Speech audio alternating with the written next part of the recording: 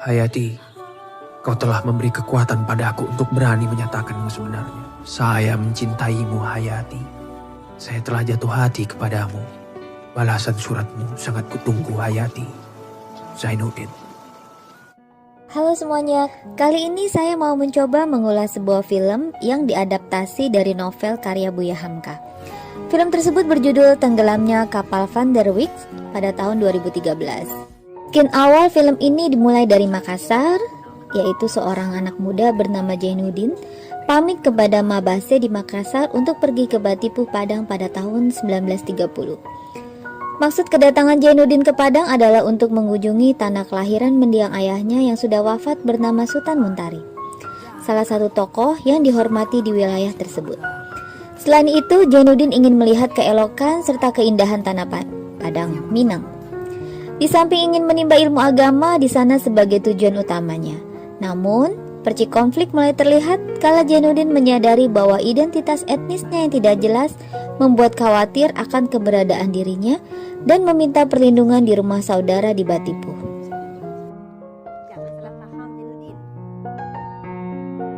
Lambat laun Zainuddin muda ini mulai mengenal, belajar dan bergaul dengan teman sebayanya di sana.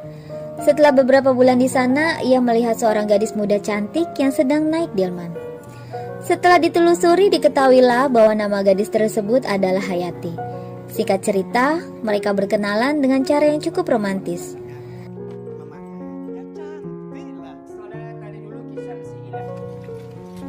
Mereka bertukar surat dan benih-benih cinta pun tumbuh. Adegan yang menceritakan jalinan kasih dirasa cukup cepat sejak awal Zainuddin melihat Hayati untuk pertama kalinya.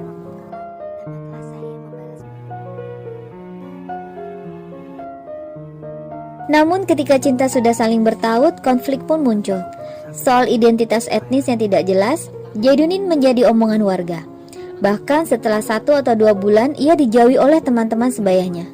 Tidak dianggap karena secara adat Zainuddin adalah orang luar. Zainuddin adalah keturunan sang ayah dari Minang dan ibu dari Bugis Makassar. Karena itulah Zainuddin pun diusir oleh kepala adat, dan pada saat itulah Zainuddin pindah dari Batipuh ke Padang Panjang. Sebelumnya, Hayati yang mendengar kabar tersebut langsung meminta bertemu di danau, tempat di mana Zainuddin suka menulis surat untuk Hayati.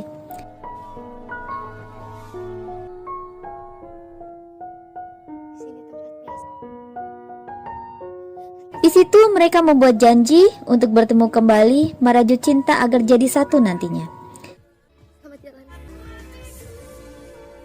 Setelah pergi ke Padang Panjang, ia tinggal di rumah seorang guru agama.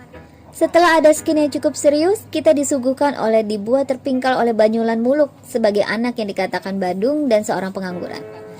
Dirinya lah yang mengantarkan dan memperkenalkan Zainuddin menyusuri kota Padang Panjang. Berita gembira pun muncul, ada kabar dari Hayati bahwa dirinya pun ingin berkunjung ke Padang Panjang. Skin mulai difokuskan kepada pertemuan Hayati dan Ajis. Ajis adalah seorang pekerja sukses yang bekerja di kota Padang. Ia sering berhura-hura dengan teman Belandanya. Gayanya bisa dibilang cukup necis untuk seorang dari kalangan atas. Pada saat pertama kali bertemu Hayati, Ajis langsung menaruh hati padanya. Di sini konflik mulai menjadi petaka khususnya bagi Hayati. Rencana Hati ingin mengunjungi Zainuddin untuk bertemu dan melihat pacuan kuda yang bergengsi bersama, justru malah ia diajak oleh Ajis dan kolega-koleganya nonton bersama. Terlihat sekali perbedaan pakaian digunakan. Zainuddin yang dengan modal pas-pasan karena ia miskin pada saat itu hanya bergaya seadanya. Berbeda dengan Ajis yang datang menggunakan mobil dan pakaian bagus. Begitu pula Hayati yang telah didandani menjadi sedikit modern. Pada akhirnya mereka hanya bertatap muka. Konflik yang menjadi malapetaka, khususnya bagi Hayati yang tidak hanya sekedar tidak dapat bertemu dengan Zainuddin saja. Masalah yang kemudian muncul adalah upaya Ajis yang bergelimang harta serta keturunan Minang asli dan Zainuddin sebagai pemuda rantau yang miskin. Identitas etnis Minang Bugis yang dipermasalahkan kaum adat Minang untuk melamar nikah Hayati. Alhasil dilakukanlah musyawarah para pemuka adat yang dipimpin datuk dan para nini mama lainnya. Skin ini memperlihatkan kuatnya adat mempengaruhi proses sendi kehidupan sosial individu di Minang. Tentu saja sudah bisa ditebak, Ajislah yang menang. Pernikahan tersebut menghancurkan kondisi psikologis Hayati yang tidak bisa berbuat apa-apa, harus tunduk pada adat.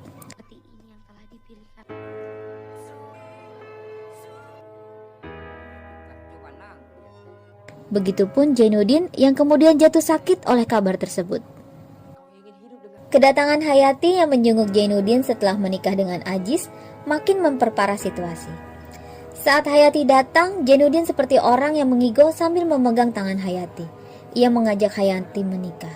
Hingga di tengah-tengah kekacauannya mengigau, Jainuddin sadar bahwa tangan perempuan yang sedang ia pegang adalah tangan seorang wanita yang sudah menikah.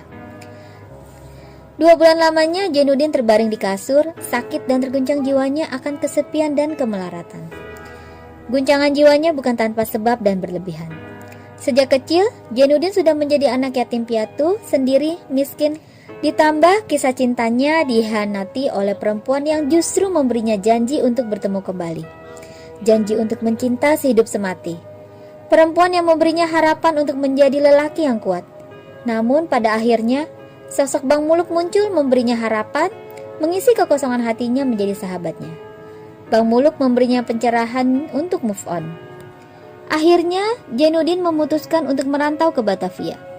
Kebetulan Bang Muluk memiliki kenalan seorang penerbit di Batavia. Di sini pula scan yang menunjukkan kisah persahabatan seperti dialog Jainuddin Bang Muluk.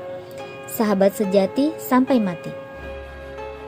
Setibanya mereka, Jainuddin dan Muluk di Batavia mulai diperkenalkan oleh kata-kata kapal Van der Wijk yang disebut-sebut kapal pesiar yang mewah buatan Feyenoord. Saat itu pula lah ada orang dari bagian penerbit yang suka dengan kisah hikayat yang dikarang oleh Jainuddin dan layak diterbitkan di koran sebagai cerita bersambung. Nasib baik pun berpihak pada si anak rantau dan sahabatnya ini. Ia ditawari untuk menjadi seorang penulis. Bang Muluk menjadi sahabat setia yang mengurusi segala hal yang berkaitan dengan Jainuddin. Lambat laun tulisannya di koran ternyata mempengaruhi banyak orang, hingga cerita hikayatnya dibuat menjadi sebuah buku yang berjudul Terusir. Cerita hikayat tersebut sontak digandrungi dan membuat galau halayak luas. Di bukunya ia menggunakan nama samaran yaitu Tuan Zabir namanya.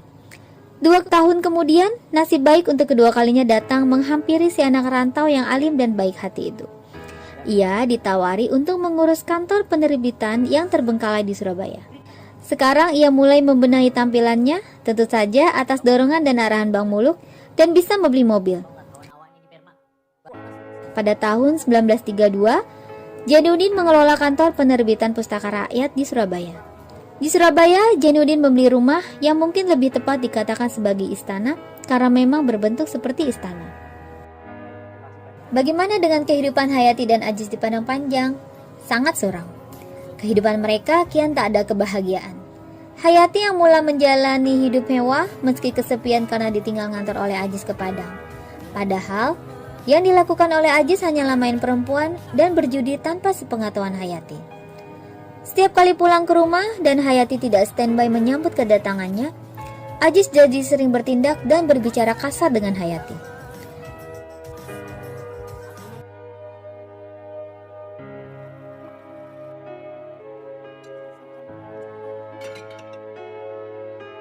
Singkat cerita, Ajis mengajak Hayati untuk pindah ke Surabaya karena kabarnya ada kenaikan pangkat jabatan Ajis dan disuruh mengurus kantor pula di Surabaya. Disinilah sosok Ajis yang sebenarnya mulai diperkenalkan. Watak kesombongan dan kekasarannya mulai menguat. Hal ini ditandai oleh seringnya ia berbicara kasar kepada Hayati. Puncaknya, Ajis marah besar karena Hayati sering baca buku Terusir, meski keduanya belum tahu bahwa buku tersebut karangan Jainuddin.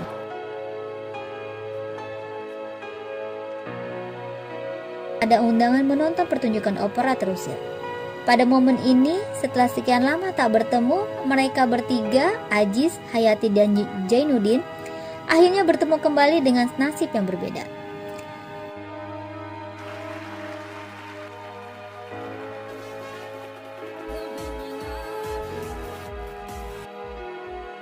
Yang membuat terpingkat adalah ketika dialog Jainuddin menyapa mereka, khususnya Hayati. Halo Jainuddin, sahabatku, lama kita tak jumpa. Dan halo pula orang Kayoni, bertanam menyindir Hayati. Hayati hanya bisa tertunduk malu karena merasa tidak enak akan semua yang terjadi di antara mereka. Momen tersebut ternyata digunakan oleh Aziz untuk mendekati Jainuddin untuk meminjam uang, membayar semua hutang-hutang judinya selama ini. Hal ini kemudian menguak satu hal, bahwa kondisi keuangan rumah tangga Aziz dan Hayati sedang kacau balau. Ditunjukkan oleh Skin, ada sekelompok orang menagih utang berlokat Jawa datang dan menyita habis barang di rumah mereka. Ternyata uang yang dipinjam oleh Jainuddin hanya dibayar sepertiga saja, kolaps seketika. Pada akhirnya Aziz mengajak Hayati untuk tinggal di rumah istananya Jainuddin. Tentu dengan senang hati Jainuddin menerima, meski sikapnya menjadi dingin kepada Hayati karena masih menyimpan benci dan luka cintanya. Jainuddin pun melarang siapapun masuk ke ruang kerjanya kecuali Bang Muluk. Hampir sebulan lamanya mereka menumpang, dan tiba-tiba Aziz jatuh sakit akibat depresi dan merasa tidak enak kepada Jainuddin. Ketika sudah pulih, Aziz meminta maaf kepada Jainuddin bahwa selama ini sudah bersikap semena-mena dan memandang rendah Jainuddin. Sejak saat itu, Aziz berusaha insaf dan berupaya merantau lagi, meski sempat dicegah oleh Jainuddin. Namun, keputusan sudah bulat. Aziz lebih memilih ingin merantau dan kembali mencari pekerjaan dan memohon Jainuddin agar Hayati bisa tetap tinggal selama ia mencari pekerjaan. Jainuddin pun akhirnya setuju. Namun ia berpesan kepada Aziz, "Aku hanya berpesan, ubahlah haluan hidup." Pesan tersebut sangat bijak dan menyentuh dalam film ini.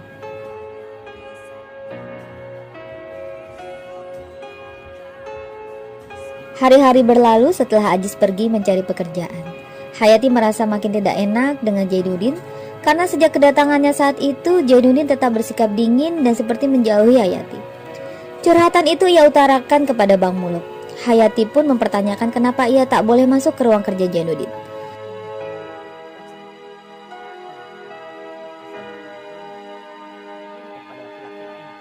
Akhirnya Bang Muluk pun menceritakan keseluruhannya kepada Hayati. Sampai-sampai Hayati pun miris mendengarnya. Hingga pada akhirnya, Bang Muluk memperbolehkan Hayati masuk ke dalam ruang kerja Jainuddin dan Hayati merasa terpukau oleh keindahan di dalamnya. Sampai pada akhirnya, Bang Muluk menarik suatu kain yang menutupi sebuah lukisan sangat besar. Lukisan tersebut adalah Hayati. Selamanya Indah akan pernah lupa. Dia masih ada, Bang Muluk. Penumpang di rumahnya sekarang ialah sahabatnya. Hormati Enci sebagai istri orang lain. Keesokan harinya, surat dari Aziz pun datang. Bukannya kabar baik yang dikirim dengan surat dari Aziz setelah lama mencari pekerjaan, ternyata justru kabar buruk yang datang. Surat yang dikirim berisi talak perceraian Aziz kepada Hayati. Aziz meminta agar Jainuddin kembali mencintai dan menerima Hayati. Kabar paling buruknya adalah kabar kematian dari Aziz. Ia meninggal di sebuah kamar di sebuah hotel. Ia meninggal akibat overdosis obat. Setelah didera berbagai peristiwa pilu, akhirnya Hayati memberanikan diri untuk menanyakan langsung kepada Jainuddin tentang sikapnya yang berubah drastis kepadanya. Dan ia pun menanyakan apakah cinta bisa terajut kembali setelah semua yang terjadi. Pada saat inilah sken di mana Jainuddin meluapkan segala curahan emosinya di depan Hayati. Jainuddin, saya sudi menangguh segenap cobaan yang menimpa diriku. Asalkan kau sudi memaafkan segenap kesalahanku. Maaf, kau regas segenap pucuk pengharapanku. Kau patahkan, kau minta maaf. Mengapa kau jawab aku sekejam itu, Zainuddin? Sudah hilangkah tenang kita dari hatimu? Janganlah kau jatuhkan hukuman. Kasihanilah perempuan yang ditimpa musibah berganti-ganti ini. Iya, demikianlah perempuan. Dia hanya ingat kekejaman orang kepada dirinya walaupun kecil. Dan dia lupa kekejamannya sendiri pada orang lain padahal begitu besarnya. Lupakah kau siapakah di antara kita yang kejam? Bukankah kau yang telah berjanji ketika saya diusir oleh Nini mamamu? Karena saya asalnya tidak tentu. Orang hina dina tidak tulen Minangkabau. Ketika itu kau antarkan saya ke simpang jalan. Kau berjanji akan menunggu kedatanganku berapapun lamanya. Tapi kemudian kau berpaling yang lebih gagah, kaya raya, berbangsa, beradat, berlembaga, berketurunan. Kau kawin dengan dia. Kau sendiri yang bilang pada aku bahwa perkawinan itu bukan paksaan orang lain, tetapi pilihan hati kau sendiri. Hampir saya mati menanggung cinta Hayati. 2 bulan lamanya saya tergeletak di tempat tidur. Kau jenguk saya dalam sakitku, menunjukkan bahwa tangan kau telah berinang, bahwa kau telah jadi kepunyaan orang lain. Siapakah di antara kita yang kejam, Hayati? Saya kirimkan surat-surat meratap menghinakan diri, memohon dikasihani.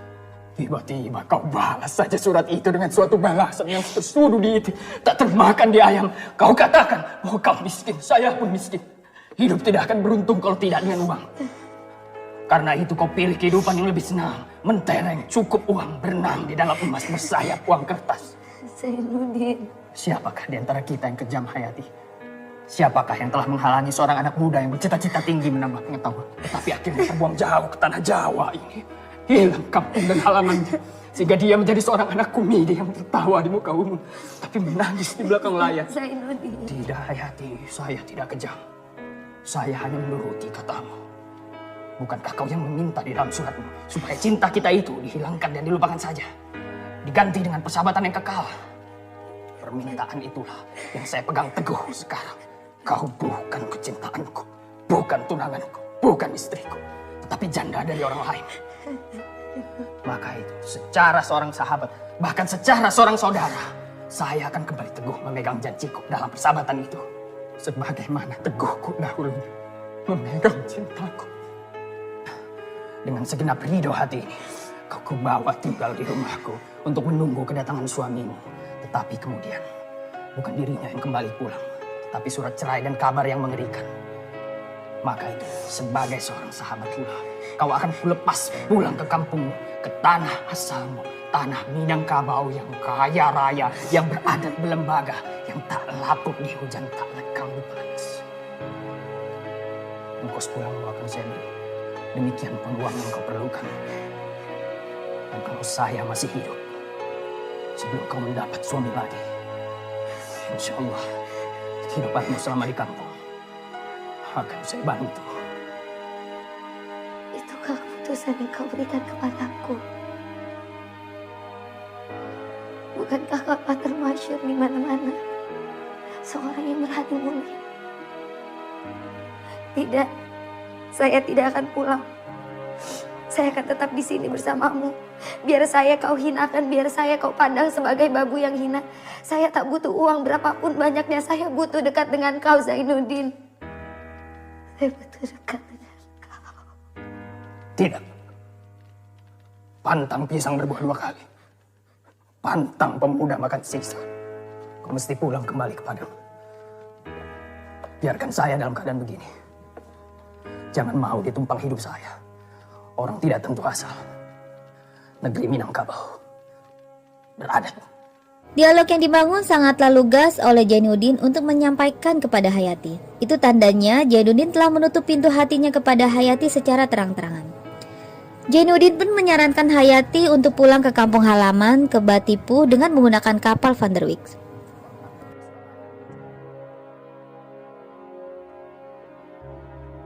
Lantas keesokan harinya dengan diantarkan oleh Bang Muluk ke pelabuhan, tibalah mereka di samping kapal yang megah itu, kapal Van der Wijk. Namun, entah kenapa Hayati memiliki firasat buruk. Serasa kaki tak mau menaiki kapal yang karamnya seperti akan tenggelam. Serasa kaki ini diam, lebih nyaman menapak di pijak bumi. Namun, pada akhirnya tak ada pilihan lain. Naiklah ia ke kapal.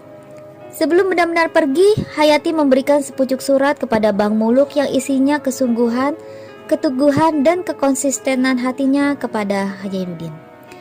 Hidupnya dicurahkan, mati pun ingin bersama Zainuddin.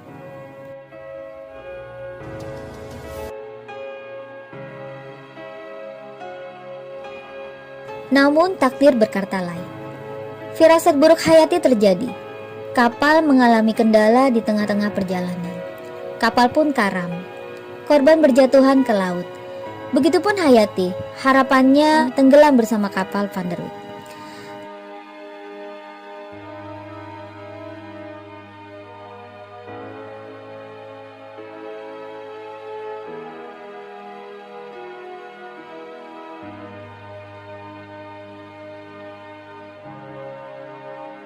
Jainuddin dan Bang Muluk yang mengetahui kabar itu bergegas naik mobil seharian untuk melihat keadaan Hayati. Takdir akhirnya memberi menit-menit terakhir mempertemukan kembali janji kepada sang kekasih. Ia selamat namun sekarat. Dokter tidak bisa menolong banyak kepada Hayati karena peralatan yang tidak memadai. Di ambang kematiannya, Hayati lega, senang bisa bertemu untuk terakhir kalinya dengan Jainuddin, orang yang sangat ia cintai. Hidup dan matinya pun ingin terus bersamanya. Hayati meminta dibacakan 2 kalimat syahadat oleh Jainuddin. Sambil menangis, Jainuddin menuruti permintaan Hayati. Dituntunnya berkali-kali Hayati untuk membaca 2 kalimat syahadat, hingga pada akhirnya Hayati menutup mata untuk selamanya.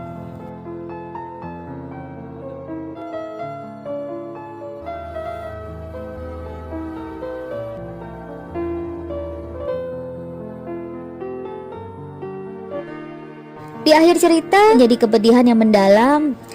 Menuju akhir film, Jainuddin kemudian terlihat sangat sibuk mengetik di mesin ketik, menulis seharian lembar per lembar, hingga menjadi satu naskah tulisan. Selain itu, kabar baiknya, Bang Muluk yang tadinya bermental preman pasar, sekarang sudah menjadi lelaki sejati yang melamar seorang wanita bernama Ida, dan kembali menyatakan bahwa mereka adalah sahabat sejati sampai mati. Yang mengakhiri film ini adalah ketika dialog Bang Muluk menyuruh Jainuddin menyudahi kesedihan dan menerima kenyataan bahwa Hayati sudah meninggal. Namun, ternyata kata-kata Jainuddin membuat Bang Muluk tercengang. Tidak, Hayati tidak mati, ia tetap hidup. Hidup dalam buku ini, buku Bagruku. Tenggelamnya kapal Van der Wijk. Rumah istana di Surabaya itu dijadikan panti yatim piatu bernama Panti Yatim Piatu Hayati. Film pun berakhir. Ya, mungkin segitu saja review film dari saya. Semoga kalian suka dan terhibur. Jangan lupa untuk share, like, comment, and subscribe. Thank you for watching. See you to next